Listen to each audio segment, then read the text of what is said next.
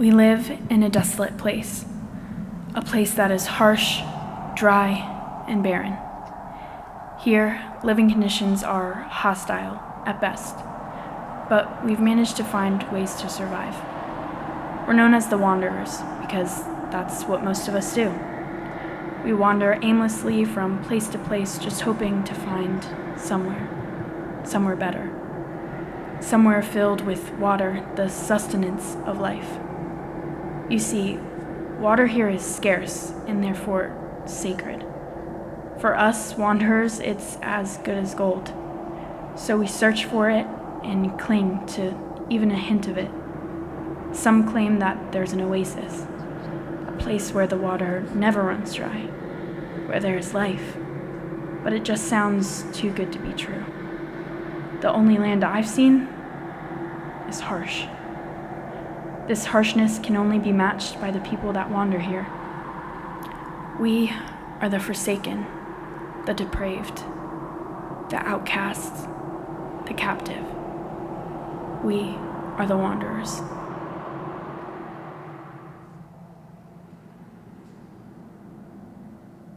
You know, a few more coins might help me to jog my memory. Oh yeah, I have something that'll jog your memory. Will this help? Whoa, sweetheart, come on now. Just head on over to that cantina. She'll give you anything you need. Just water? Come on, you've got to be looking for something else. The Oasis isn't real. I never said that it was. Come on, the Oasis is false hope. My mom told me that it never runs dry of water. How does that make any sense? Can't be real. If you don't mind me asking, what happened to your eye? I do mind. Okay. Sorry. Then why are you here? I'm just trying to survive. I told you. I had a partner. We would wander the desert together. She was looking for somebody. I did what I had to do, or else I would have died. So you just killed her? Yes. Not all people are like this, but I'm sorry that this happened to you. Don't be delusional. Everyone's like this. I've seen my fill of mirages. Once you get close to somebody, it all goes away. You know, they say that the Oasis can change people. Don't be delusional! Nothing like the Oasis has or ever will exist. It's just a mirage that got out of hand. Life has to be better. This can't be it. I don't want to hear it. No place can cleanse me of what I've done. Just think of all the bad things I've done. You don't know that. Yeah. Keep believing in the Oasis. As long as there are people like me in the world, it'll never be real. Mom, maybe there's a chance. Enough! Hello? Anyone? Can someone help me? No. Get out of my shop. I'm not wanted. Please, I just need water. How do I know you're not consuming like everybody else? This isn't a con. I just need water. Okay. I believe you. But if you try and pull anything on me, I swear it will not end well for you. Your clothes are so different than anything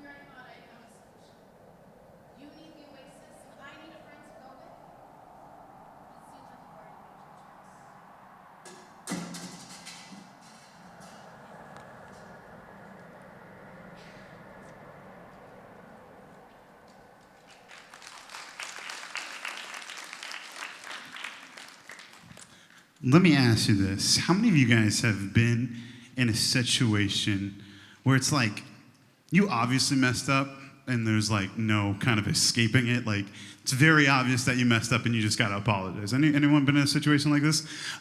When I was in middle school, we went on a missions trip to Miami. And while we're there, we're doing this drama. And as we're doing this drama, part of one of the numbers we're doing is like a Monday Night Football type thing. And so we're running down the aisles, just kind of like going through the aisles. And me and my buddy, we're going back and forth. We got a football, and we're throwing it to one another, like back and forth, catching it, catch, throw. And it's a pretty big auditorium, so like we're able to do this for a little while. And the first couple of nights, it goes great. Like, we're getting more confident. So instead of just, like, catching it and then moving, we start to actually, like, lead each other. Like, so you throw it and, like, I have to run to catch it type of thing. And on this particular night, I was doing this like we had been starting to do. And I throw it, and what I didn't notice as the ball was leaving my hand was that my partner had just got caught behind the cameraman. And so, and it's like one of those things, like I saw it as soon as the ball left my hand, right? And I'm like, in those moments where things are going wrong and you see it happening, like the world just goes in slow motion. Anyone know what I'm talking about? Where it's just like, whoa. Like, and you're just like seeing the ball, like the rotation spin. Whew, whew. And like, the people are into this number. They're like clapping. And I'm like looking, and I'm like, and I see it, and I'm like, oh snap, that lady, she's like 75 years old. Oh my gosh. And she's just like clapping. She's like, and I'm like, oh no. And then it's just like, and it's like, she's clapping in slow motion. Like, boom, right across her face. And I'm like, oh. It was like one of those moments where I'm just like, I don't know what to do. Like, I saw it happening like 40 seconds before it was about to happen, and it nailed her right in the face. I'm like, ah. And so I just run. I run off the stage, and I let my friend go get the football. But then I'm like, I gotta go apologize to this lady. So I walk up to her, and I'm like, hey lady, I'm so sorry. And she's got this big old red mark right across her face. And she's like, seriously, like 70. And I'm like, oh man, that's so messed up. So it stinks when you have to apologize. Apologizing is never fun to do. And you know, it's even less fun, I should say, when you have to apologize for something that you're like trying to work on, that you're trying to get better at. Like, how many of you have been like working on something and then you mess up and then you're like, I gotta own that now and like move onward. Like one of the things with me right now, I'm really trying my best not to like overreact at my boys, like when they do something stupid. And it's, again, I mess up all the time. I'm human. And even this morning, I messed up with my youngest. His name's Miles. And let me tell you why I messed up. Because like, there's this kind of theme going on at our household where we just wake up to, like, you like waking up like with like good things, like the smell of coffee or eggs or something like that. Your mom's making French toast. My reality is a little bit different than that. Every day, not every day, but like 8 times in the last 2 weeks, we've woken up to a smell. And when I walk in there, if it's a poopy diaper, that's one thing. But Miles is like learning to draw, if you get what I'm saying. And it's like everywhere, all over his crib, everywhere, all over him. And I just come, and like, this is like, again, 8 times in the last 2 weeks.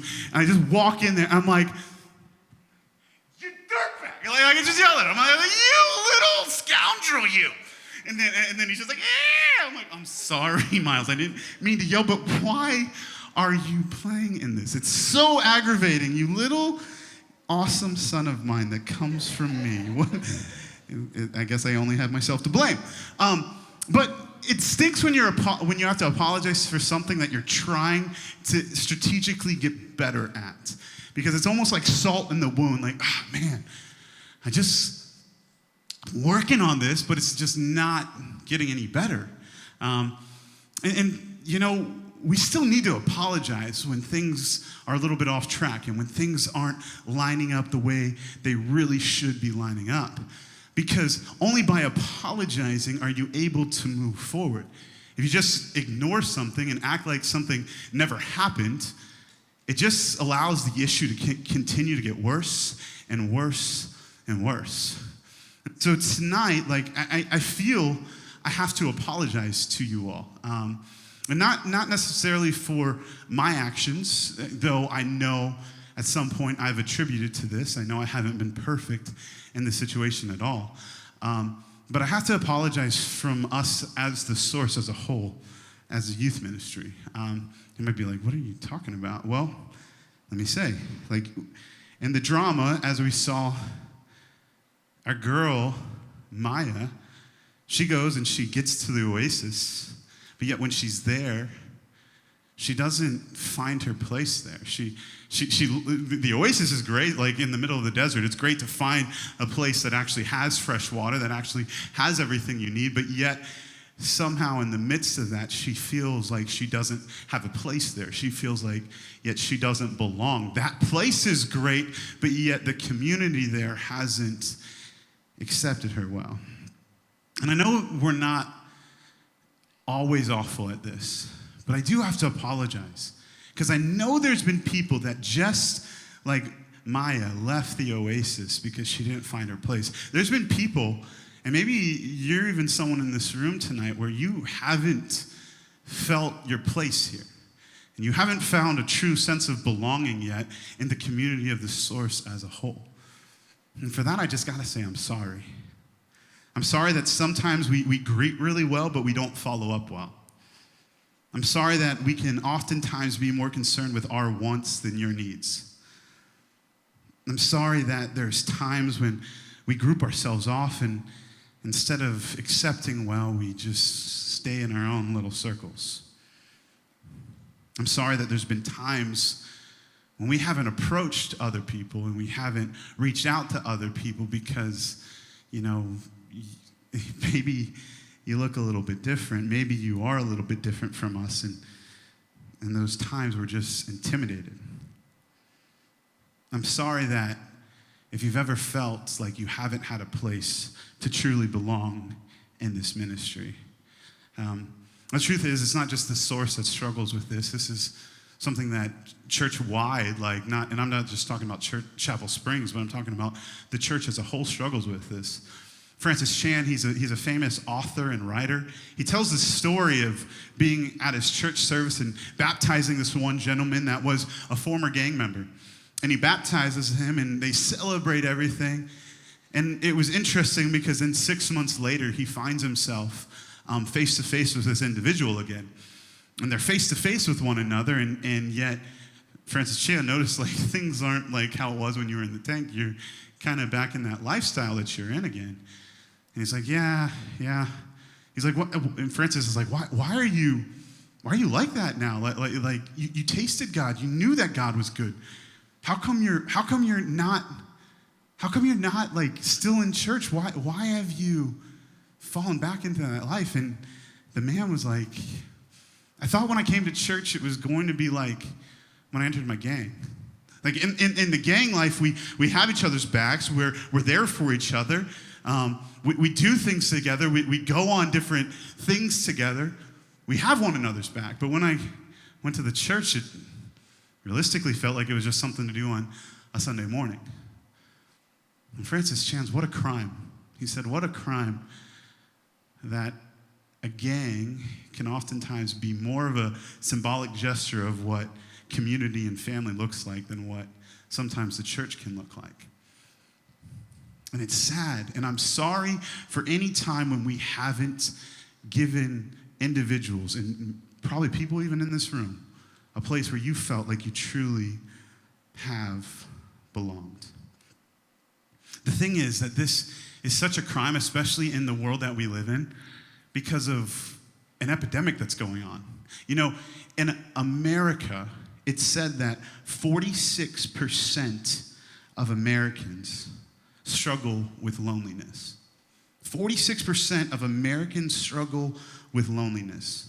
Loneliness is defined as a feeling of being alone or lacking social connectedness. And 46% of Americans feel like this. And the thing that's sad is that your generation, Generation Z, you guys have the highest percentile of any of other generation. You guys have the highest score on the loneliness spectrum. The other thing that's sad is that only around half of Americans say that they had a meaningful daily conversation with someone. And this includes close friends and family. So that means if there are close to 180 people in this room, that means statistically, 90 people in this room today, you have not had a meaningful conversation with someone. With either a family member, a close friend. You haven't talked about anything more than just football, our sports, or the weather. And the fact that just, your typical chatter that we can do with one another. So many people haven't had meaningful conversation, have a meaningful connection with other people. And that's heartbreaking. And this is heartbreaking because of the way that we're wired. I want to show you guys this triangle of needs charts. Many of you have probably seen it if you've taken any psychology courses. This is a Maslow's hierarchy of needs, okay? This is how we're wired as individuals. And how this thing works is until the bottom layer is met, nothing else matters. And then it progresses upward and onward. So the physiological needs, anyone know what those are? Sleep, eating, yeah. Going to the restroom, like breathing. These are the most important needs. Until those things are met, nothing else matters. Like you could be a person that, man, you care so much about having your hair perfect. You could be someone that cares so much about the image that you're doing, but yet if you're trapped underwater and like you can't breathe right now and your lungs feel like they're about to explode, you are fighting to get to the surface, and it doesn't matter what your hair looks like as you come out of the water. It doesn't matter if your bathing suit has fallen down. In the process, you just need to get some air in that moment, and nothing else matters until those basic needs are met. And the second thing is safety needs. So this is having a home. This is having all of your needs met. This is being in a safe environment. And the truth is, probably 95+% of Americans, and especially in our area of the country, these bottom two rungs probably aren't an issue. Like you might not be getting like the organic grass-fed beef, but you're probably covered when it comes to like your food. You're not worried about like, man, am I gonna get dinner tonight? Like most of you are like, okay, I got that covered. But the thing is, when it comes to this next step, the third level of the needs, that love and belonging piece, this is where we start to see things get a little haywire. Where we don't see everyone have this sense of belonging, have this sense of purpose. And this is the next thing we need as individuals. After those basic needs of safety, after those basic needs of being able to breathe, being able to eat, after those things, the next thing we crave as human beings is a sense of community, a sense of family. And then the needs go up and it's esteem needs. So this is that you've got like a good reputation, that you don't just have a house, but you have a nice house. And then finally, it's self-actualization or revelation needs. And these are referring to like higher thoughts, like belief in God and different things. And the reason I point this out, and especially in talking about this concept of loneliness, is because what we see with the hierarchy of needs, you can't get to a higher level of needs unless the lower one is covered. Unless the lower need is covered, you can't progress onward, okay? Here's the thing. I'm a pastor, right? So Jesus is my homeboy, okay? Like he's my man. I'm all about Jesus. He's the most important thing that we can possibly need. He can satisfy you like no one else. And I believe that. He's the most important need. But however, a lot of times how we're wired is belonging will trump believing. Belonging will trump believing. What do I mean by that? A lot of times people can't get connected to Christ because they're not connected to people. And if we're not providing an avenue, if we're not providing a safe place for people to come in and get connected and be a part of the family, then we're failing people's basic needs so that they can even get connected to Christ. And for any time we failed that, again, I'm sorry. Because when you look at Jesus, this isn't who he is. Jesus is so opposite of not accepting, not creating a sense of family, not creating a place where people, even the outcast, feels like they have a place, where they feel like they have a home. We see one individual in particular in John chapter 4 who Jesus interacts with that by all appearances she's struggling and in the midst of loneliness. So if you got your Bibles, you can open it up to John chapter 4. The background of this passage is that Jesus and his disciples, they're going through this area of the country named Samaria. And typically, most Jewish people, they would avoid this area of the country because Samaritans and Jewish people, who Jesus was a Jewish person, they didn't like each other. They were at tension. There was racial tension that was going on between these two different individuals. And so most Jewish people, instead of going through Samaria, they would actually go around it so they wouldn't have to be even close to those people. But Jesus, he does the opposite. He goes intentionally, and it even says in the earlier verses, in verse 1 or verse 2, that he needed to go through Samaria. And so we find him going into a place that would have been a little awkward for him to go to. And as they're there, they stop at a well, him and his disciples, and it's around noontime at this time, and so the disciples are hungry. They got that physiological need of being hungry, right? So they're like, we're gonna go get some food. And so Jesus is like, all right, I'm gonna hang back at the well. You go ahead and get some food. And as they're going to get some food, we see this woman, the Samaritan woman, approach Jesus. And that's where we start in verse 7, which should be on the screen. It says, when a Samaritan woman came to draw water, Jesus said to her, will you give me a drink? Girl, it's hot out and I need some agua.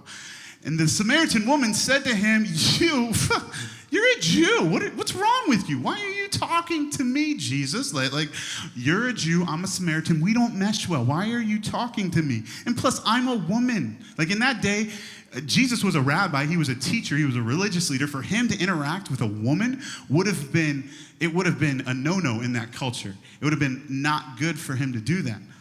And she's like, wait, you're asking me for a drink. For Jews do not associate with Samaritans. Jesus answered, if you knew the gift of God and who it is that asks you for a drink, you would have asked him and he would have given you living water. Essentially, Jesus is saying, I'm Jesus, girl, give me some water. And she's all like, sir, if you have nothing to draw this water with, I'm looking at you and you got nothing to give me water with. So this well is so deep, you can't just get water out of thin air. Where can you get this living water? Are you greater than our father Jacob, who gave us this well and drank from it himself? And also his sons and his livestock. So she's just going into a history lesson on Jesus. And Jesus is like, hey, girl, everyone who drinks this water will be thirsty again. Hence, you've been up here week after week, year after year, keep on getting this water, and you keep on getting thirsty. But whoever drinks the water I give them will never thirst. Catch that. Whoever drinks the water I give them will never thirst. Indeed, the water I give them will become in them a spring of water welling up to eternal life. The woman said to him, that sounds good. Can I get some of that water, Jesus? Because I'm done walking up this mountain to get this water. And he told her, then he has a really random response for her. You like my version, by the way? You're like, how am I supposed to read with you, Pastor TJ? This is so confusing. But then he tells her this thing, and he goes crazy. He's like, go and call your husband to come back. Isn't that a weird response? Like, can I get some of that water? Go get your husband. That's just interesting to me. And then she's like, I don't have a husband. And Jesus is like, you're right when you say you have no husband. The fact is, you have had 5 husbands, and the man you now have is not your husband. what you have said is quite true. And then, have you ever got your mail blown up on you like that? Like, all of a sudden you're like doing something, you're like, yeah, I saw you cheating. And you're like, oh, yeah, you did. And your stuff just blows up on you all of a sudden. And this woman, she's like, Jesus is reading her mail like she is right here. And she's all like, I see you're a prophet. Okay, that's nice. And then they start having this conversation. They start having this talk about religion. And Jesus starts to introduce to this woman who she is. But I want you to notice a couple of things about this lady. Because this lady, in this story, as we see it unfold before us, she is someone that's struggling with loneliness. And you can even see it in the details of this story. Part of what was said was that she came at noontime. Okay, and unless you know the culture, that wouldn't really stick out to you. But she comes at noontime because she doesn't want to be around other people. See, for her to have multiple husbands like this, and that culture, and that society, even in today's culture and society, you having 5 husbands is like, wow, like, kind of knocked them out there. But like, so that would have been like, that's interesting. But for them in that day, this would have been like, you are the most scandalous person on the planet, going from man to man to man. And now you're living with someone who's not your husband. This would have been unheard of. She would have been talked bad about by her entire community. And this is small town Israel. Like all they do is chatter. All they do is gossip. All they do is talk. So she's hearing this. She's hearing these different people talk. So she's been isolated by different people. She's been left out by partially her own wrongdoing, but also by the actions of other people. And so they're talking about her. So for her, she'd rather not go at the same time when all the rest of the women would have probably gone in the morning time. Because, like, how many of you guys mow the lawn? Any lawnmowers in the place? Yep.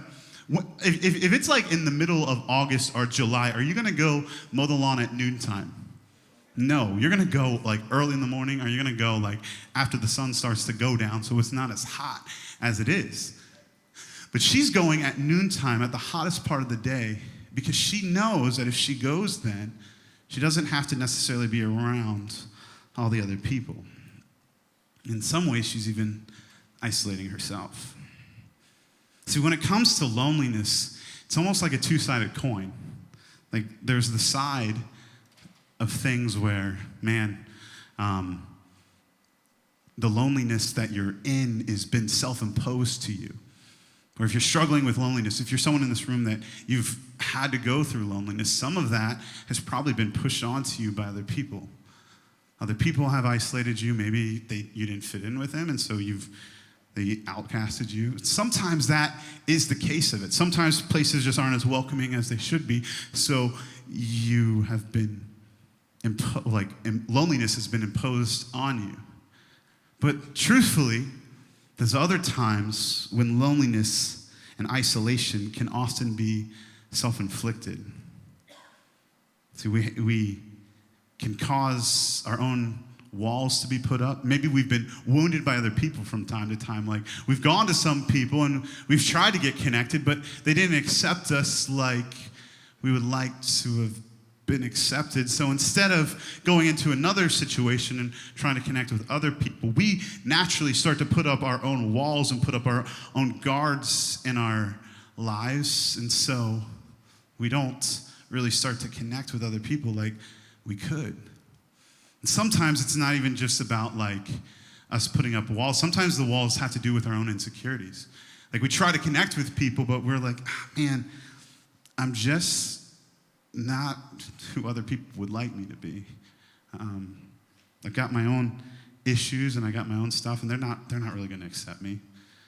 They're not really going to care for me. And so we set up these own little walls in our heart, and we often start to isolate ourselves. And the sad part about this is that statistics and studies have found that as we start to do this, and as we start to recall times and like force ourselves to like live in those moments of loneliness where we've felt like that and like, oh man, no one's ever going to accept me, so we put up walls in our own mind. What happens in that, as you start to do that, is that if you put up those walls in your own heart and in your own mind, it causes you to even look at the relationships that you have in a worse quality. So you could have quality relationships, but because there's a part of you that feels like, man,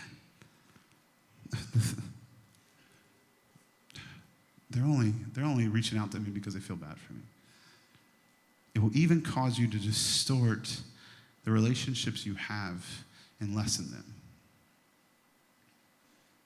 And the sad thing is, and the scary part of this, is that when we don't find our belonging, we will often look for it in places that can never satisfy.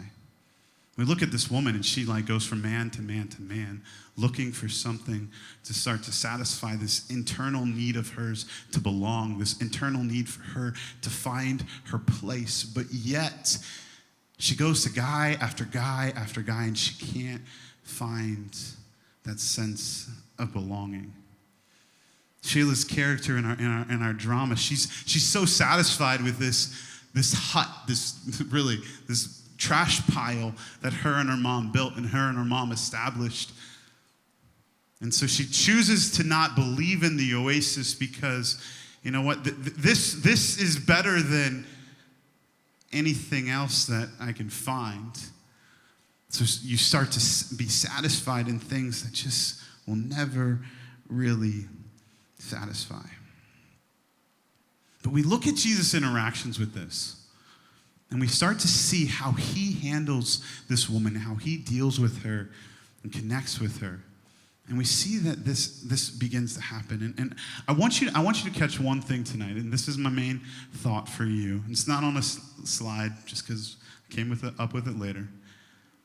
But if belonging is what you want to reap, belonging is what you want to reap, you got to be willing to go deep with other people. Belonging is what you want to reap, you got to be willing to go deep. What do I mean by that? See, Jesus, as he's talking to this woman, does he just talk about the weather? Is he talking to her and he's like, hey, it's hot outside. It's 12. Why are you getting water now? He doesn't talk about this stuff. What does he do in that conversation? He pretty much instantaneously starts to go to deeper levels of connection with this woman. He starts to dive into who she is as a person. She starts to see what's causing longing in her heart. Why is she broken? Why are things not lining up the way they should line up? He starts to dive into this woman's life. Starts to ask her the tough questions, and he goes beyond the surface. See, Jesus connected before he converted. Jesus knew that for so many people, belonging trumps believing. So he went deeper in with her life. He tried to go beyond the surface of what's going on. See, so many people in this world, they struggle with loneliness because they don't really dive deep in relationships. Psychology Today, they posted this, that having 3 to 4 close friends is enough to ward off loneliness and reduce the negative effects of it. But catch the term, close friendships. Close friendships. Not just those casual ones. See, we live in a generation where you can have 2,000 friends on Facebook, but really not have a deep interaction with other people. You could have 5,000 people following your Instagram, and yet deep levels of connection often doesn't happen for us. We don't go deep with one another. We don't really dive beneath the surface of what's going on. Why are you struggling? Like when we pass people in the hallways, what's going on in your life? And the sad thing with this is that relationship expert Kira Strawn said this: if my relationships with someone didn't have an element of closeness, it tended to make me feel more isolated than just being alone. What is that saying? That's saying I can be in a room of 180 people like you are tonight. I can be surrounded by people. But if I didn't actually connect with someone, if I didn't truly get connected to someone's story and go a little bit deeper than just the surface level stuff, then honestly that environment is probably going to make you feel worse than if you were to connect with someone on a deeper level. To go deeper. I know there are people, Bronte, if you want to jump up, you can do that at any point. But I know there are people in this room that you are struggling with loneliness. I know there are people in this room that you've been coming to probably the source for a couple weeks, couple of months, and yet you still haven't found your place. And again, if I can say this 100 times, I would say it 100 times. I'm sorry. I'm sorry if that's your story. That's not the heart of the people that are here. And I'm sorry for different times when we've made you feel like that. This is something like we talk about this all the time. We are a family. That's one of our core values here at the Source. That we try to establish that. We try to make that be something that people will really encounter, people will really feel. And I'm sorry if that hasn't been your experience. Because that's not right. Because that's not who Jesus is. The thing that stinks is that, like the Oasis, everyone man, that would be tight. If you're in the middle of a desert world and there's an oasis out there, that sounds awesome. Let me get to that. And the thing is, when it comes to Jesus, people hear about Jesus and they hear about the truth of who he is, and they hear, oh my goodness, Jesus, he will take all the wrong I've ever done and he'll take it on him. Jesus, he'll give me a purpose. Jesus, he'll start to give me peace when I shouldn't have any peace. When I struggle with depression, he can give me joy. When I have no love, he can pour out his love on me. They hear about that and they're like, oh snap, yeah, I want some of that. That living water you're talking about, that I'll never be thirsty again. Jesus, yeah, I want that. Just like the woman says, I want that. When people hear about Jesus and they hear about who he actually is and what he represents, they hear about that and they're like, snap, I want that. Like some of the things you teach about, like loving your enemies, that's a little much, but I can get along with that. I get the heart behind that. When people hear about Jesus, that is good. They desire it. They want it. But the problem is they often encounter Jesus followers who look nothing like Jesus. And this acceptance, this belonging that Jesus provides, we often come so short in providing that for other people. And giving that to people that should encounter Jesus through us. We say we're called the Source because we're trying to say we're the light of the world. That's what Jesus called us to be. But how can we be the light of the world if we don't accept? And we don't love, and we don't defend, and we don't care for one another like we should. And so tonight, this message is really for two people. One, it's for those of you that honestly you've been struggling with loneliness and you just need a little bit of healing. And I believe there are some of those people in this room tonight. But the other part of this message is for those of us that this place is home. You're involved. You're all in. Like you love coming to the Source. Like you get pumped when you hear about we're doing a new series, and you hope it's a drama one so you can see someone do something crazy up here. I don't know. You're like, man, you love this place.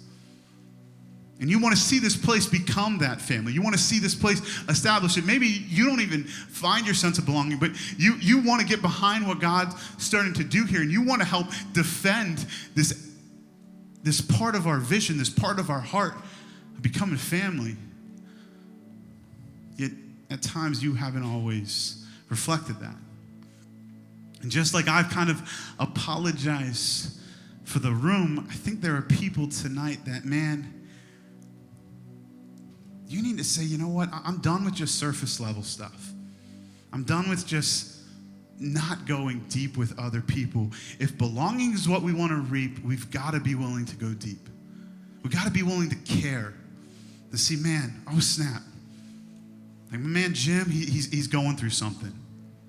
So I'm going to be there. I'm going to see, I'm going to hear your story. I'm going to know what's going on. I'm gonna look out, and I'm gonna actually care about what's going on in the people's lives in this room. And we look and we care and we fight for one another. We don't fight against one another, we fight for one another. And we fight to become that family. If you're here tonight, and in some sense of fashion, you need to either just say, you know what, I'm sorry when I haven't lived this out. Or you just say, you know what, I need some prayer because honestly, I feel all alone. If that's either one of you, I want you to just come down across this altar and just find a place. And eventually I'm going to get our leaders to just come, and we're just going to pray over you. Not we're going to ask you any questions, but we just want to pray with you tonight. So in a couple of moments, I'm going to invite you guys down forward. But before we do that, one thing about this story that's crazy, it's the final couple of verses. It says in verse 28 and 29, after Jesus and this woman have had this conversation for a while, this woman, she came up to the well to get some water and to really just get some actual water. But it says in these verses, as she's up there, it says, then, leaving her water jar, the woman went back to the town and said to people, come and see a man who told me everything I ever did. Could this be the Messiah? Check this out. I think this is so crazy because for some of the people that you're struggling with loneliness, are struggling with your sense of acceptance, check this out. The reason she came up there was to get a physical need met for herself.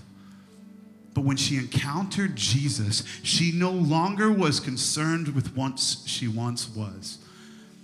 I'm sorry that some of you've come into this place so many times, and though you might not even have found your community yet, you've encountered Jesus, and he started to do something so real in your life that even though you don't have this belonging piece completely yet, you've encountered Jesus, and that belonging piece isn't as big of a deal because he's fulfilled you in a way where those old concerns just aren't as big of a deal anymore.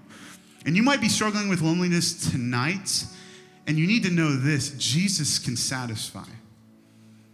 He can push the needs, and that what you once were concerned with just isn't as big of a deal.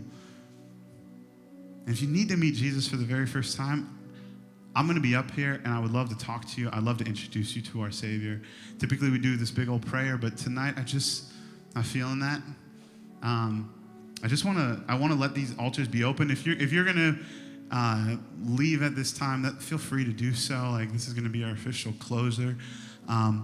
But otherwise, these altars are going to be open. And if you just need to lay some things down, or you say, you know what, I need to carry this vision now. I need to live this core value of being a family, going deeper with other people. If belonging is what we want to reap, we got to be willing to go deep. So at this time, I'm just going to pray. And if you want to come down here, feel free to do so. Otherwise, we love you, and we'll see you next week. Father, God, I know your heart. Your heart is to love. Your heart is to bring people in. Your heart is to fight for people. And Lord, I pray that we as your church will really fight to look more and more like Jesus and less like ourselves. That we give people a place of belonging, that this place, this ministry, really becomes a beacon of belonging for Northern Virginia, for the schools around, Patriot High School, Battlefield, all the different schools that are represented in this place, from being homeschooled to different private Christian schools, it doesn't matter. Lord, let this place be a beacon of belonging for people. That people are able to come through our doors and find people that genuinely care for one another. That are genuinely there for one another. That genuinely fight for one another. That we look more and more like you, Jesus. Help us to represent you. God, for those that are broken and that feel alone, Lord, I pray that tonight they will encounter you, find a sense of peace in you. In Jesus' name.